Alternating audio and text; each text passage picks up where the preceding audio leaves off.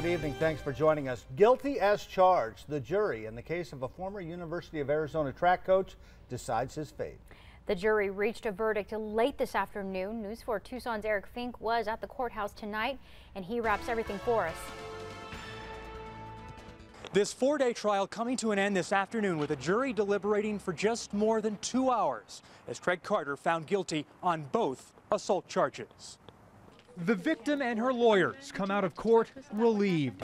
I have no comment. In April 2015, Craig Carter was an assistant coach for the University of Arizona track team. Tonight, he is a convicted felon sitting behind bars. Almost 3 years ago, Carter and his victim were in a relationship when he choked her and threatened her with a box cutter in his campus office. Carter found guilty for aggravated assault and assault with a deadly instrument. Lynn Cadigan is the victim's attorney. It's an emotional time, so we just want to go celebrate. Not celebrate, but just be happy that she feels safe. It's been a long She just feels very happy that she feels safe. He's in custody. She's very happy.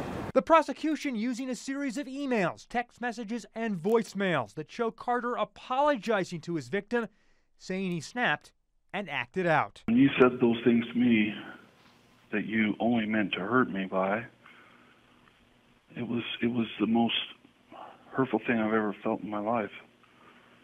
And I'm sorry, but I flipped. And I know you said you'll call the cops on it, but you know what? I don't care. Remember that we were both in this together. You hurt me. You hurt me bad. And then I reacted real stupid. Ultimately, the box cutter proved intent. Carter's wife and kids were in the courtroom as the verdict was read, his defense team choosing not to put him on the stand. Craig Carter now faces the possibility of 23 years in prison. Immediately after the verdict was read, Carter was taken to the Pima County Jail. He'll be back here in court for sentencing on May 14th. Downtown, I'm Eric Fink, News 4, Tucson.